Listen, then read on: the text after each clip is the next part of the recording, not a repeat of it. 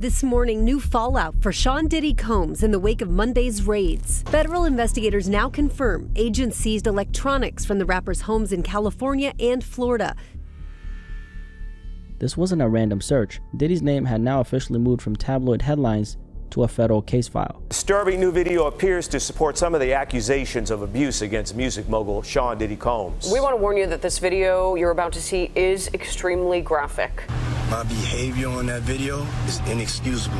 Now, Sean Combs, better known as Puff Daddy or Diddy, has always been seen as a larger-than-life persona. At one point, Forbes ranked him among the wealthiest musicians alive, and his success came from diversity, not just music, but an entire empire, from his clothing line Sean John, to Bad Boy Entertainment, to the liquor brand Ciroc that made him a billionaire on paper. To the public, Diddy represented ambition, power, and success, but beneath the wealth and the flashes of luxury, there are always quiet whispers. Artists calling him out for shady business practices and stories about his controlling behavior behind the scenes. And then came November 2023. That's when Diddy's ex-girlfriend, Cassie Ventura, filed a major lawsuit, accusing him of rape and years of physical abuse. Cassie, whose full name is Cassie Ventura, dated Diddy for over a decade. In her lawsuit, she accused him of repeated physical violence and rape, claiming that he controlled nearly every part of her life. According to the filing, she lived through a constant cycle of abuse, manipulation, and fear, one that didn't end until their relationship finally broke off in 2018. When she spoke out through the New York Times, Cassie said that after years in silence and darkness, she was finally ready to tell her story,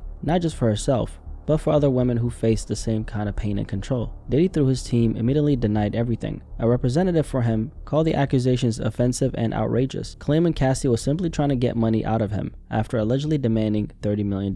His statement went even further, calling the lawsuit riddled with baseless and outrageous lies, accusing Cassie of trying to tarnish his reputation for a payday. But the lawsuit itself told a very different story, one that painted a dark picture of their relationship. It described how Diddy allegedly gained full control over Cassie's personal and professional life, subjecting her to years of physical violence, forced sexual encounters, and a constant fear of what might happen if she ever tried to leave. Cassie, who met Diddy back in 2005 when she was just 19 years old and he was 37 years old, signed a massive 10-album deal with his label Bad Boy Entertainment. But that professional relationship quickly turned personal. Within a short time, Cassie wasn't just Diddy's artist, she was his girlfriend, and from there, the line between business and control started to blur. It's my homegirl Cassie right here, and we're coming to you live from our photo shoot for ID Magazine. She has her album in stores right now. Cassie, go get it. Cassie's music career never really took off the way many expected. Still, she was constantly by Diddy's side, at events, award shows, and in the public eye. Their relationship was always very visible, but few knew what was really happening behind closed doors. When Cassie finally filed her lawsuit in November 2023, it only took Diddy's legal team 1 day to settle. Within 24 hours, Cassie reportedly received more than $20 million in a settlement, and just like that, the case was closed almost as fast as it began. However, these explosive allegations against Diddy were only the start. What followed began to unravel an entire world of power, manipulation, and silence, a darker side of Diddy's legacy that had been hidden for decades. Within the same week that Cassie filed her lawsuit, 2 more women came forward with new accusations. The first woman claimed that Diddy sexually assaulted her back in 1991, leaving her with substantial and lifelong injuries. The second lawsuit alleged that Diddy, along with another man, violated her and a friend after the 2 women were invited to a house following a music industry event. Both lawsuits described the same pattern Cassie had outlined: a powerful man using his status to control, intimidate, and silence those around him. As the Diddy expose gained momentum, his world started to crumble. Piece by piece, a lot of the business relationships that once helped define his image began to disappear overnight. According to multiple reports, Diddy lost 18 brand partnerships in just a few weeks, deals worth an estimated tens of millions of dollars. Companies and collaborators quietly cut ties. Endorsements vanished. His public image, once untouchable, was suddenly radioactive. And while his legal team scrambled to fight off the growing number of lawsuits and criminal investigations, Diddy was still trying to project the same lifestyle. Even as everything fell apart, he was seen living it up, traveling, partying, and pretending like nothing had changed. And in March 2024, things reached a breaking point. Federal agents raided multiple properties belonging to Diddy. Homeland Security later confirmed that agents had searched homes in Los Angeles, Miami, and New York, part of an ongoing sex trafficking investigation led by federal authorities in New York. This morning, new fallout for Sean Diddy Combs in the wake of Monday's raids.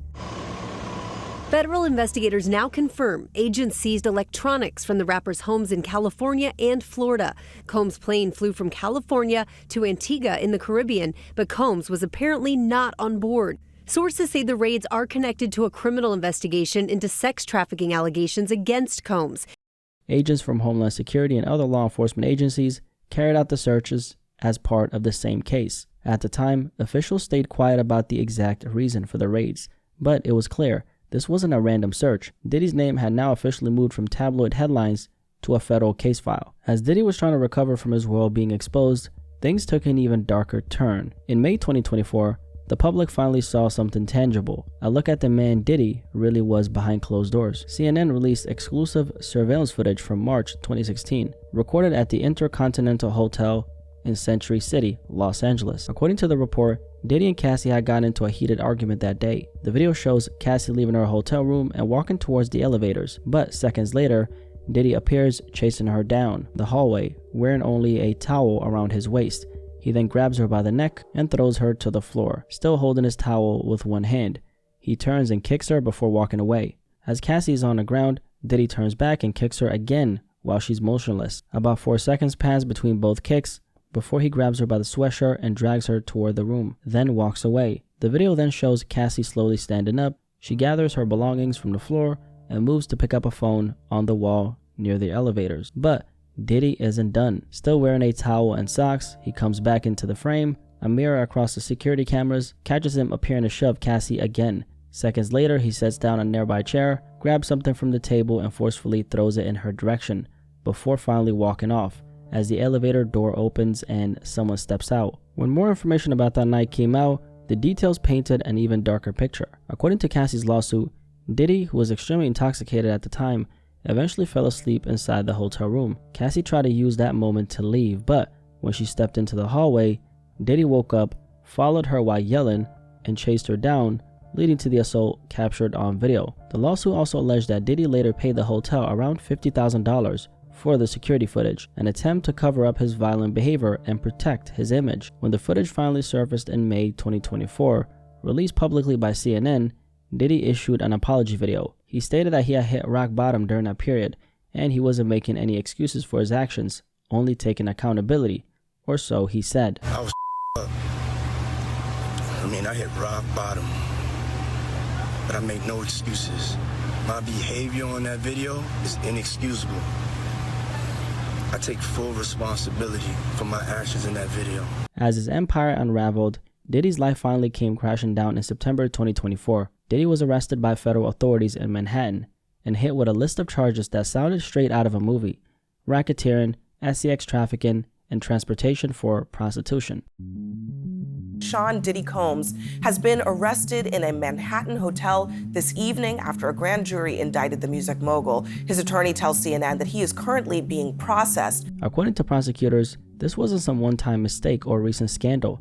They claimed it stretched over a decade across multiple states, describing Diddy as the man behind a criminal empire built on control, abuse, and silence. The indictment painted a dark picture that from 2008 until the present moment, Diddy used his businesses, his money, and his power to exploit women and anyone who got in the way.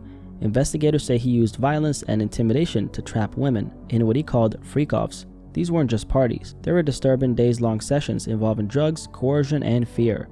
The government claims he even filmed them, then used those recordings to keep women from ever speaking out. Behind the scenes, prosecutors say employees, assistants, and security all played their part, arranging travel, stocking hotel rooms, and cleaning up the mess afterward. It wasn't just about pleasure, it was about power. The U.S. Attorney for the Southern District of New York said Diddy used his empire to actually abuse and exploit women, while covering his tracks with bribery and intimidation. Homeland Security echoed the same message. So this wasn't about fame anymore. This was about accountability, and each charge came with a massive weight: racketeering, conspiracy, sex trafficking by force, fraud, or coercion, each carrying the potential for life in prison. And for the first time in his career, Diddy wasn't the one calling the shots. He was the one being led into court.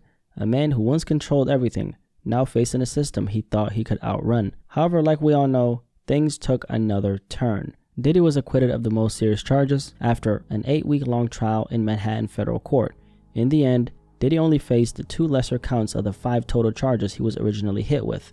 It was a major twist in a case that many people thought would end with a life sentence. And now, we all know, Diddy was sentenced to 50 months in prison just the other day, on October 3rd. The sentencing took place at the Lower Manhattan Courthouse, the same courtroom where Diddy stood trial earlier this summer on federal criminal charges. Back in July, Diddy was convicted on 2 counts of transportation for the purpose of prostitution, each carrying a possible sentence of up to 10 years in prison. After being denied bail multiple times, on October 3rd, just a few days ago, Diddy was about to find out if he'd be held even longer. Before the sentence was read, both Diddy and one of the victims, known in court as Mia, were given the chance to speak directly to the judge. Diddy pleaded with the judge for leniency, saying that he had lost his ways.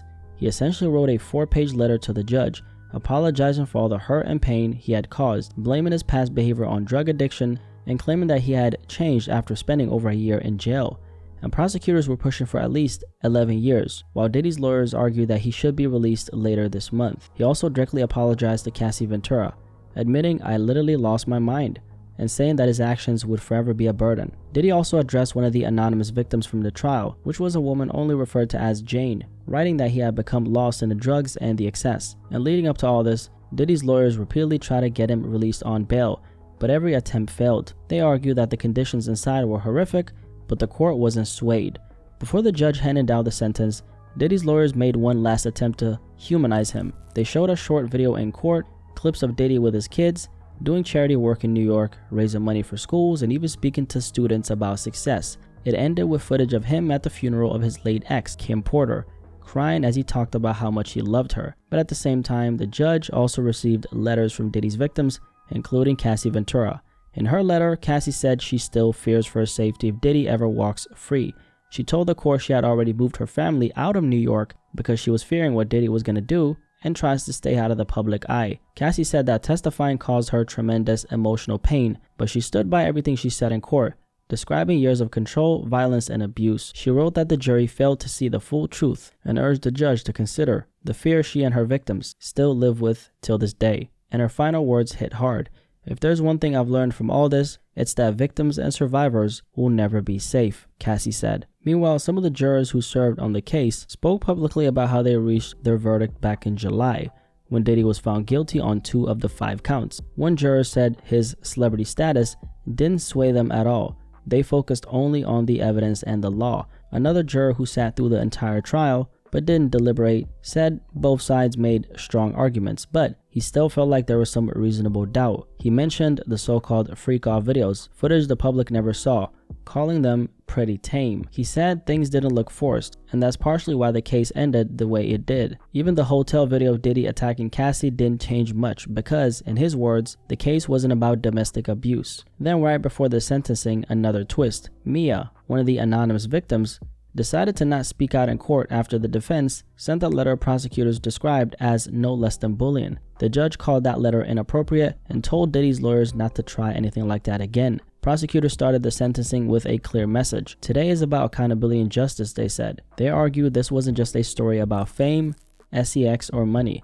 It was about real victims who suffered real harm. The government pushed for a sentence of 135 months. Just over 11 years, saying that was the only fair outcome for what Cassie Ventura and another victim known as Jane went through. He didn't need the money, Prosecutor Christie told the judge. His currency was control. This is a man who will pose a danger at any age, they said. She reminded the court of the photos showing the women's injuries, calling Diddy's actions deliberate, not reckless. Then she mentioned something that caught everyone off guard. Diddy already had speaking events booked in Miami for the following week, even before being sentenced. After prosecutors finished speaking, the defense took the floor, and Diddy's attorney Jason told the judge flat out, Sean Combs is not a pimp. He argued that Diddy's case was different from others charged under the Mann Act, saying most pimps make money from trafficking women, while Diddy didn't profit that way. He accused prosecutors of blaming Diddy's 25-year drug addiction instead of focusing on context. Another one of his defense lawyers, Nicole Westmoreland, grew emotional while speaking. She said Diddy had helped so many lives that his record label and clothing line inspired black entrepreneurs, and said that he was now remorseful. Your Honor, he gets it, she said through tears, simply put. Then Brian Steele, Diddy's lead attorney, called his client completely broken. He asked the judge for just 14 months, basically time served, which means Diddy would have been free on the spot, arguing that Diddy could use his experience in prison to guide others. Finally, it was Diddy's turn to speak. He thanked the judge for allowing him to finally speak for himself and then began apologizing. "I want to personally apologize again to Cassie Ventura," he said. He also apologized to Jane Doe and all the other victims of domestic violence. "I didn't mean to hurt you," Diddy said. "I'm sorry for dragging you into this mess." He turned toward his family and said, "I want to apologize to my 7 children. I am so sorry. They deserve better." He then looked at his mother and said sorry to her too. Diddy called his past behavior disgusting, shameful, and sick, saying he had been consumed by ego and excess. "I don't have anybody to blame but myself," he told the judge. "I know that I've learned my lesson." He ended by begging for mercy. "If you give me another chance, I won't let you down.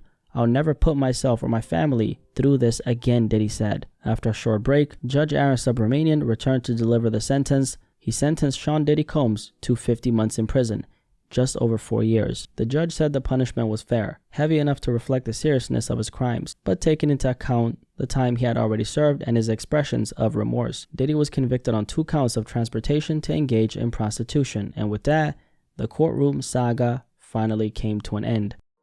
Do I agree with Diddy's sentencing? I would say no. Did I see the evidence they had against him? Also no. At the end of the day, these are the punishments the government saw fit. The real question is, can he recover?